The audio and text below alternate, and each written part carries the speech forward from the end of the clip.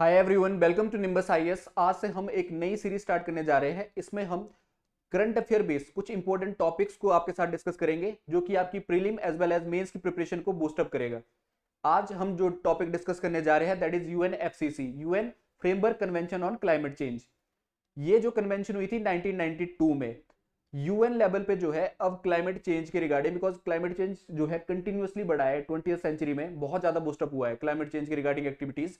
तो इसको टैकल करने के लिए यूएन लेवल पे अर्थ समिट हुई थी 1992 में। उस अर्थ समिट को रियो कॉन्फ्रेंस के नाम से भी जाना जाता है। और यहाँ पे जो है 3 कन्वेंशन साइन हुई थी। 3 कन्वेंशन में से एक कन्वेंशन है UNFCC, framework convention on climate change. इस कन्वेंशन के सबसे जो ज्यादा टॉप लेवल पे डिसीजन मेकिंग बॉडी है that is called COP. COP जो है हर साल मिलते हैं कन्वेंशन ऑफ पार्टीज। यहाँ पे 198 कंट्रीज का पार्ट है जो कि हर साल मीट करते हैं और यहाँ पे किस तरीके से क्लाइमेट चेंज के रिगार्डिंग हमने डील करना है इसका डिसीजन लेते हैं। ठीक है, तो इसके रिगार्डिंग हम स्टडी करेंगे और यहाँ से क्वेश्चन जो प्रीलिम बेसिस पे और मेंस बेसिस पे किस प्रकार के क्वेश्चन आते हैं उनको स्टडी करेंगे।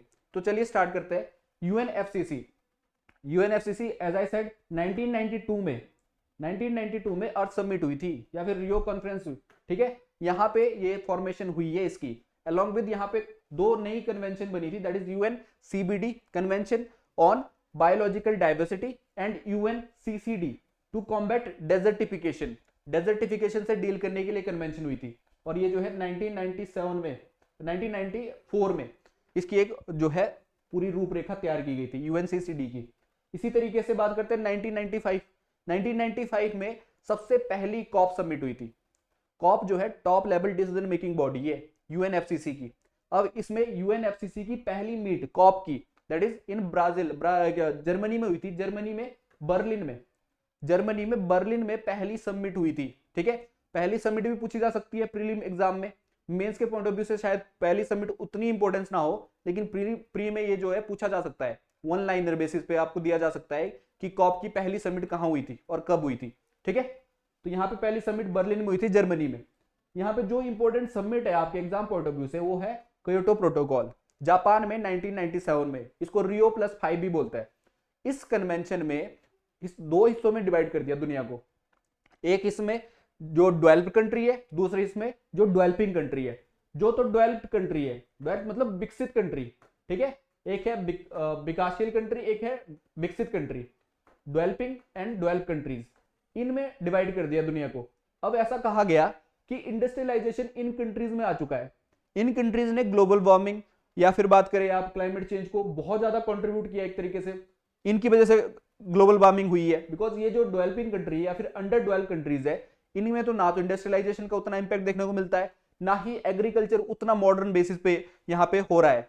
ठीक है, ग्रीन रेवोल्यूशन भी हार्डली किन किन कंट्रीज में आया है। अगर आप अफ्रीकन कंट्रीज की बात करें वो भी आज भी अंडर डेवलप इसमें आते हैं। ठीक है, तो यहाँ पे इनका रोल कम है क्लाइमेट चेंज में और इनका रोल ज्यादा रहा है। तो यहाँ पे क्योटो प्रोटोकॉल में ऐसा कहा गया कि ये जो डेवलप्ड कंट्री है, ये हेल्प करेगी डेवलपिंग कंट्री की हेल्प करेगी क्लाइमेट चेंज को प्रिवेंट करने के लिए। तो यहाँ पे फाइनेंशियल सपोर्ट होगी at about 100 billion per year. 100 billion US dollar per year जो है फाइनेंशियल सपोर्ट देगी। किसको?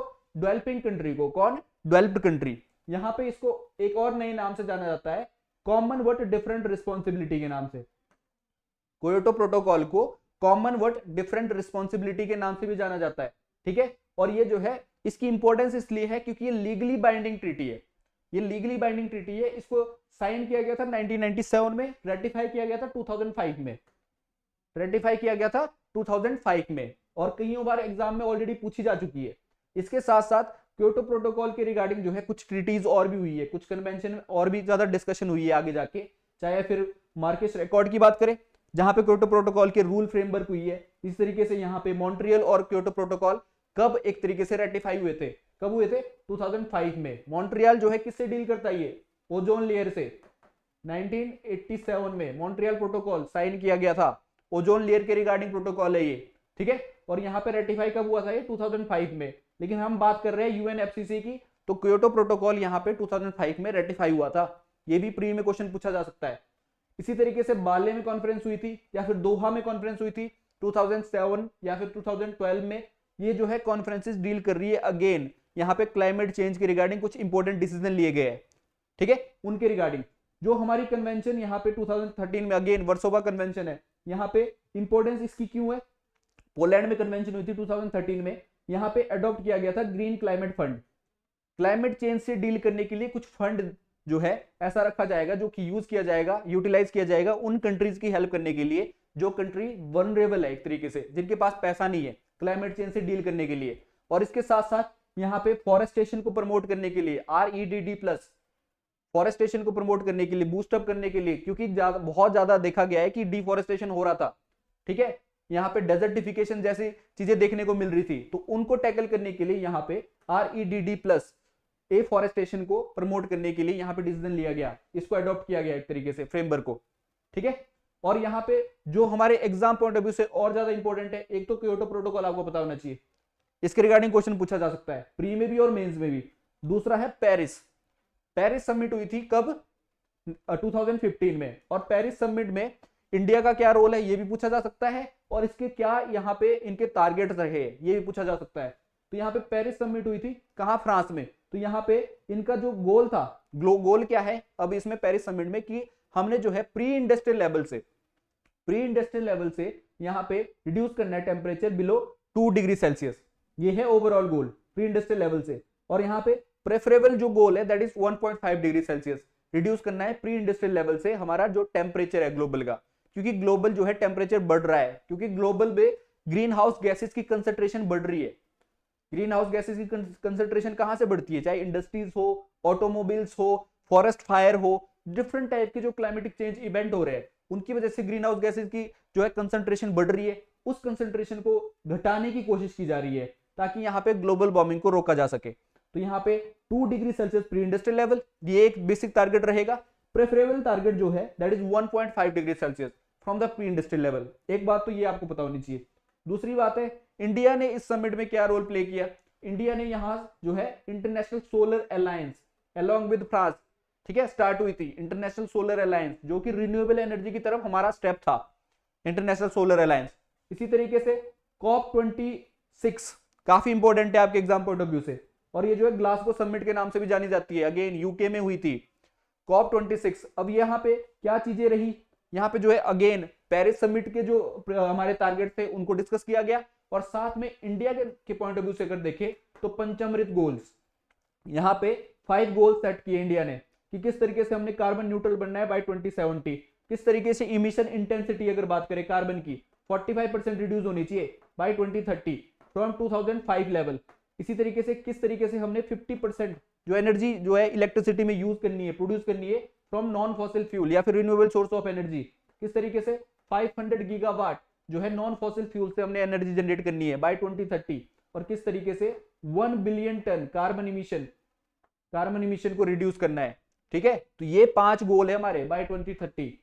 एक गोल है जो 2070 को दर्शाता है that is net carbon neutral.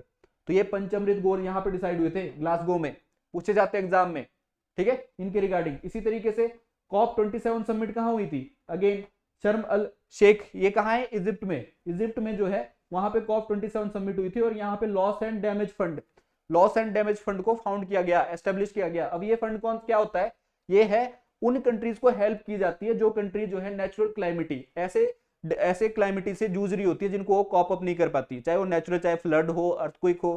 क्योंकि अगर अब बात करें आप डेवलपिंग कंट्रीज की या फिर अंडर डेवलप कंट्रीज की, उनके पास ना तो इतना इंफ्रास्ट्रक्चर होता है उतना सॉलिड, और ना ही उनके पास इतना फाइनेंस है कि वो जो है इससे डील कर सके। तो उनको जो है जो इसमें लॉस हो रहा है ऐसी चीजों में जिनको प्रिवेंट नहीं किया जा सकता, नेचुरल क्लाइमिटी, ठीक है, और जो इसमें लॉस हो रहा है, डैमेज हो रहा है, उसके लिए पैसा दिया जाता है, ठीक है, उसके लिए फाइनेंस दिया जाता है, दैट इज दिस फंड। इसको फाउंड किया गया, एस्टेब्लिश किया गया अंडर COP27। अभी रिसेंटली COP28 हुई है। COP28 कहां हुई है? यूएई में। क्वेश्चन पूछा जाता है कॉन्फ्रेंस ऑफ पार्टीज यूएई में, COP28 2023 में, ठीक है। इसमें क्या क्या चीजों का डिसीजन लिया गया? इसमें इसका आउटकम क्या था? सबसे पहला जो है ग्लोबल स्टॉक टेक, यहाँ पे ग्लोबल स्टॉक टेक की बात हुई, यहाँ पे टैक्स है, यहाँ पे इसमें क्या होगा? पीरियोडिक रिवीजन होगा। मैकेनिज्म क्या एस्टेब्लिश होगा? जो पेरिस हमने टारगेट सेट किए थे ना कि टेम्परेचर इतना रिड्यूस करना है फ्रॉम प्री इंडस्ट्रियल लेवल, तो उसका एक पीरियोडिक इवोल्यूशन होता है इसमें। पीरियोडिक इवोल्यूशन कैसे? कि भाई कंट्रीज जो है क्या इसको फॉलो प्रॉपरली कर पा रही है कि नहीं कर पा रही है, इसमें कौन सी हिंड्रेंसेज आ रही है, किस तरीके से यहाँ पे पीरियोडिक बेसिस पे उसको चेक किया जाएगा और उस बेसिस पे आने वाली कॉप समिट में डिसीजन लिए जाएंगे कि अब क्या किया जा सकता है। ठीक है, अगर आप ग्लोबल लेवल पे देखें क्या हम पेरिस क्लाइमेट के गोल को अचीव कर पाएंगे कि नहीं कर पाएंगे, इस तरीके का पीरियोडिक रिवीजन जो है देखा जाता है इसमें। दूसरी बात है यहाँ पे transitioning away from fossil fuel. हमारा जो एम है कि हम रिन्यूएबल एनर्जी की तरफ जाए। ठीक है, इसमें भी ये बात को बोला गया कि हमने जो है world over net carbon neutral बनना है बाय 2050। जैसे इंडिया का टारगेट कितना है net carbon neutral, that is 2070। World over net carbon neutral bye 2050 बनना है। इस तरीके से ग्लोबल गोल है ऑन एडेप्टेशन। देखो क्लाइमेट चेंज हो रहा है, लेकिन डार्विन का प्रिंसिपल क्या बोलता है कि सर्वाइवल फॉर द फिटेस्ट है। तो यहाँ पे हम किस तरीके से अपने आप को अडॉप्ट कर सकते हैं, किस तरीके से उस तरीके का इंफ्रास्ट्रक्चर डेवलप कर सकते हैं कि क्लाइमेट चेंज से कॉप अप कर सके। ठीक है, तो यहाँ पे इस बारे में भी बात हुई, ग्लोबल गोल ऑन एडेप्टेशन। इसी तरीके से क्लाइमेट फाइनेंस की बात हुई, किस तरीके से हेल्प की जा सकती है डेवलपिंग कंट्रीज की, अंडर डेवलप कंट्रीज की। तो उसके लिए अंकटाड ने कहा, UNCTAD estimated that wealthy Nations जो है उनको क्या करना पड़ेगा, यहाँ पे 500 बिलियन यूएसडी 500 बिलियन यूएसडी की हेल्प करनी पड़ेगी, किसकी, अंडर डेवलप कंट्रीज की। 500 बिलियन यूएस डॉलर जो है देने पड़ेंगे न्यू कलेक्टिव क्वांटिफाइड गोल के रूप में। ठीक है, किसको, अंडर डेवलप कंट्रीज को। और ये किस रूप में जाएंगे, 250 मिलियन जो है, 250 मिलियन कैसे जाएंगे, दैट इज मिटिगेशन के रूप में। एंड 100 बिलियन जो है किस रूप में, एडेप्टेशन के लिए, क्लाइमेट एडेप्टेशन के लिए। And 150 billion for the loss and damage fund. Again किस तरीके से जो है ट्रांसफर होगा फंड, कहां से, वेल्दी कंट्रीज के से जो कि डेवलप्ड नेशन है उनसे जो है फंड जाएगा अंडर डेवलप के लिए, पुअर कंट्रीज के लिए। तो किस तरीके से फाइनेंस जाएगा ये अंकटाड ने कहा। ठीक है, इसी तरीके से यहाँ पे लॉस एंड डैमेज फंड की बात हो रही है। अगेन जैसे मैंने कहा कि यहाँ पे जो है उन कंट्रीज को फाइनेंस जाएगा 150 मिलियन उन यूएस डॉलर जो है उन कंट्रीज को फाइनेंस जाएगा, अंडर डेवलप कंट्रीज को, ताकि वो फाइट कर सके क्लाइमेट चेंज से। इसका जो सुपरविजन कौन करेगा, that is world bank as per this convention. Initially world bank देखेगा इसको। तो उसके बाद है ग्लोबल रिन्यूएबल एनर्जी। हमारा जो प्लेज ली है कि रिन्यूएबल एनर्जी की तरफ जाना है, हमने किस तरीके से बूस्ट अप करना है रिन्यूएबल एनर्जी को। तो उसके लिए प्लेज है कि हम कमिटेड रहेंगे कि ट्रिपल, एक तरीके से रिन्यूएबल एनर्जी जो हमारा एफिशिएंसी उसको ट्रिपल कर सके। और यहाँ पे इंस्टॉलेशन कैपेसिटी जो है यहाँ पे ट्रिपल करने की बात हो रही है रिन्यूएबल एनर्जी की। और कितनी कैपेसिटी डेवलप करने की बात हो रही है, at least 11,000 gigawatt by 2030 world over renewable energy की कैपेसिटी को डेवलप करने की बात हो रही है अंडर दिस जो कॉप हुई है हमारी 28, ठीक है, यूएई में।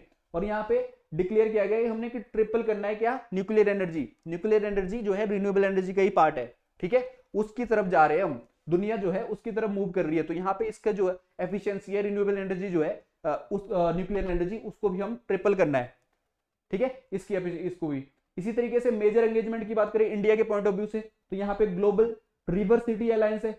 रिवर सिटी अलायंस ये इंडिया ने लॉन्च किया, एक तरीके से इनिशिएटिव है ग्लोबल रिवर सिटी अलायंस। किसने लॉन्च किया है, तो ये जो है हमने लॉन्च किया है COP 28 में, लेड बाय इंडिया। किसने, that is national mission for clean Ganga. जिस तरीके से हमारा प्रोग्राम चल रहा है, ठीक है, किस मिनिस्ट्री के अंडर है, मिनिस्ट्री ऑफ जल शक्ति के अंडर। तो ये जो है एक इनिशिएटिव है जो COP 28 में इंडिया की तरफ से इनिशिएटिव था, ग्लोबल रिवर सिटी अलायंस। ये पूछा जा सकता है। इसी की तरह ग्रीन, अगर आप ग्रीन क्रेडिट इनिशिएटिव की बात करते हो, ग्रीन क्रेडिट इनिशिएटिव अगेन ये उसके लिए है कि किस तरीके से क्लाइमेट चेंज से डील किया जा सके, उसके लिए क्रेडिट फाइनेंसिंग की बात हो रही है। ठीक है, सपोर्ट की बात हो रही है, फाइनेंस की बात हो रही है क्लाइमेट चेंज से डील करने के लिए। ठीक है, तो इस तरीके जो है इनिशिएटिव लिए गए हैं इंडिया की तरफ से भी, और वर्ल्ड ओवर किस किस प्रकार के इनिशिएटिव जो है COP 28 में लिए गए। आने वाले टाइम में अभी COP 29 होनी है नवंबर में, 11 to 14 नवंबर। कहां होनी है ये, दैट इज बक्कू। ये जो है कैपिटल है किसकी, अजरबैजान की। तो यहाँ पे जो है सबमिट होनी है ये जो है एग्जाम में पूछी जा सकती है कि COP 29 कहाँ होनी है। जितनी भी COP कॉन्फ्रेंसेज होती है उनके प्रेसिडेंट जो होते हैं ना उस देश के जो है वो होते हैं मिनिस्ट्री किसके, that is ministry of environment forest and climate change. जैसे इंडिया में जो मिनिस्ट्री है ना, जो वो मिनिस्टर होते हैं वो जो है इसको प्रिजाइड करते हैं। इसी तरीके से डिफरेंट कंट्रीज में जो मिनिस्ट्री होल्ड करते हैं एनवायरमेंट मिनिस्ट्री, वो वहां के प्रेसिडेंट बन जाते हैं। ठीक है, इस तरीके से COP 29 में भी उनके जो एनवायरमेंट मिनिस्टर है वो प्रिजाइड करेंगे। तो ये कहाँ कॉन्फ्रेंस होनी है, कौन प्रिजाइड करेगा, उसके रिगार्डिंग आपको जानकारी होनी चाहिए। ठीक है, इस प्रकार से क्वेश्चन बन सकते हैं प्री में भी और मेंस में भी। That's it for today. आने वाले टाइम में भी हम इस तरह के टॉपिक्स को डिस्कस करेंगे ताकि आपकी प्रिपरेशन जो है प्री पॉइंट ऑफ व्यू से भी और मेंस पॉइंट ऑफ व्यू से बूस्ट हो सके। Thank you.